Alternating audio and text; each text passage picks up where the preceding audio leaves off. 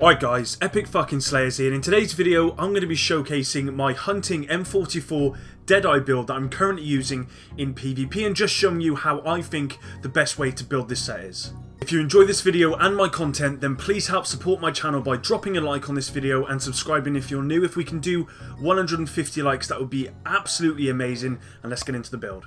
So here we have my Deadeye build, and I think it's important we start off with the weapon that I'm using for this build. Now I'm using this hunting M44. It is a bolt action sniper.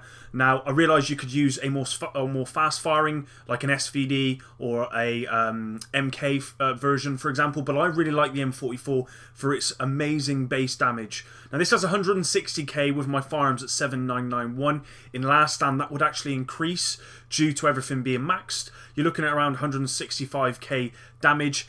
Obviously headshot damage is not important, and when I am in last stand I am reaching the cap to get destructive, so my talents on this are destructive, deadly and competent. Now regarding the mods for this sniper, I'm putting everything into critical damage. Again, don't look at the actual stat roll because I'm using this for last stand mainly. Everything will be maximized. So on the scope, it's a 3.4 times scope. It's got critical hit damage, stability and optimal range.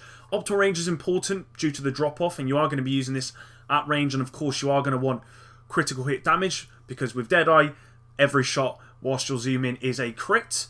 And then for the loud vent break I've got 18% critical hit damage, headshot damage and critical hit chance. The only reason I've got this particular break is because there isn't any other ones that allow you to have such high crit hit damage. Otherwise I'd prefer something like crit hit damage, range and something else, but unfortunately I've got to have this one, and as you can see got this gemstone topaz sort of skin on it, but that's not important. Secondary weapon I'm using an MP5, and that's simply due to the fact that when people realise that you're the sniper they will rush you a lot, and I find that with my MP5, because I've got responsive, unforgiving, which actually unfortunately doesn't meet the requirements in last stand, I can't use it. It does have competent. I'm actually able to win a few gun battles up close, but unfortunately my health or toughness does suck, so I do get melted a lot of the time.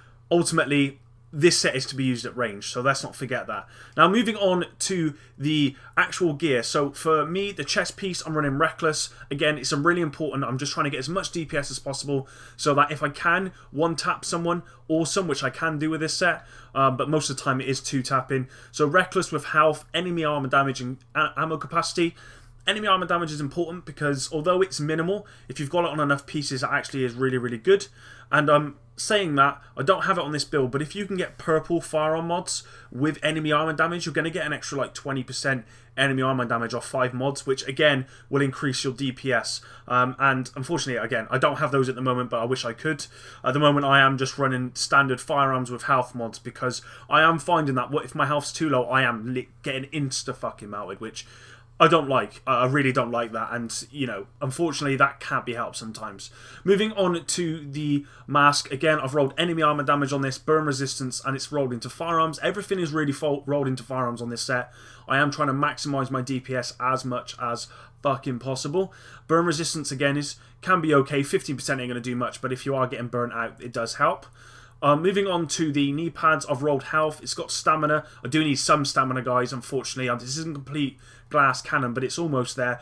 Bleed resistance, burn resistance, blind death resistance. So as you can see, I've got about 50% burn resistance at the moment, which is, again, good because you are going to get hit by incendiary grenades and turrets and stuff from distances, so it's good to have that in place. Moving on to the backpack, I'm running a specialised backpack to help with my skill power. Just to get that heal. To be honest, I do need to heal often. It's got health and burn resistance. What I would do sometimes actually is swap out it for this one here, and this one's got an additional critical hit damage. So if you are going full glass cannon, then you might want to roll this one, for example, which does have critical hit damage. That just boosts that damage a little bit more. Unfortunately, what I found is when I did do that, look at my toughness, it goes down to 291, which is completely outrageous, and I would, you know, that is too low for me, to be honest. But if you guys can handle it, then definitely get the critical hit damage, and you're doing more DPS. So yeah, get on it. No problems with that. Gloves, Deadeye gloves, critical hit chance, damage and marksman rifle, damage rolled into firearms. The only change I would like to see here is critical hit damage change to something else. I'm not sure what, maybe SMG damage or something like that. Something just a bit different because obviously on this set, critical hit damage is critical hit chance is kind of wasted with Deadeye. And then lastly, just a simple quick draw holster with health on it. And, you know, it's got pretty average sort of base roll on it. But again, last stand, everything is maximized. The only thing I would potentially do with this one is swap out health for reload, for example, because this only has 5 bullets in it. The weapon, it goes pretty quickly, so reload speed can be quite important. Other than that, health is probably the best in slot here. No problems with that. So really, that's kind of the build I'm using. My DPS is very good. When I am using my pulse, as you can see here, I'm running pulse and booster shot. When I'm running my pulse, if I pulse and booster shot and then shoot, I'm doing about 150k damage. I will drop most people in 1 hit, which is really good. And one thing also I've actually been using here, guys, you'll see in this video, is this countermeasures on the shield here. Not shield. What's this called again? I can't remember. But yeah, on this mobile cover, that's the one. I haven't used it so long. And this is really good because this gives you increased damage. Now, on one of the maps, you can actually get to an elevated position, which with an M700 would be really cool. I don't have a good M700, unfortunately. You whack this time, you get behind it, and then you pop pulse, and you also get behind this, gives you that extra damage. You're doing like 160 to 180k damage. You are dropping people one shot, no problem. So again, that's really, really good. But for me, most maps are on the ground. You're not in an elevated position, so I'm using pulse just to help with that. So there you go, guys. That's the build. It's very, very good. It's very, very fun. Don't get me wrong. When people are in your face, it's complete AIDS because you get wrecked most of the time. I have started to use a lot of hip firing on console, and I found that's actually been really, really good. But for the majority of the time, if someone's running towards me, I'm running away. I'm getting in cover. I'm running to my mates. I'm getting in cover, and I'm sniping them down. That's kind of what you have to do with this set. You've got to stay at range, and it's a really fun set, so definitely check it out if you've not already. I'll put a few clips at the end just showing this build in action. Hope you did enjoy this one, guys. If you did, like, subscribe, and I'll see you in the next one. Enjoy.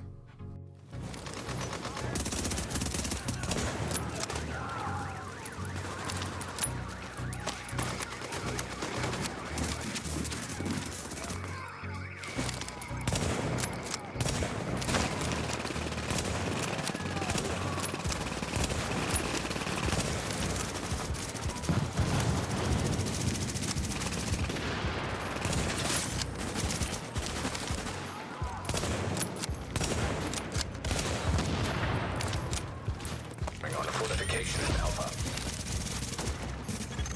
Point multiplier is available.